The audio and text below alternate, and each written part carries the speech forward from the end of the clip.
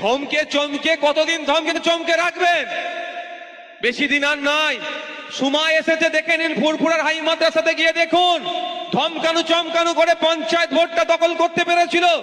যখন কোর্টের মাধ্যমে টাইট করিয়ে প্রশাসনকে দিয়ে যখন ভোট করানো হয়েছে, 6-0 গোল দিয়ে পরাজিত করে থেকে স্টেডিয়ামের বাইরে বার করে দেওয়া হয়েছে।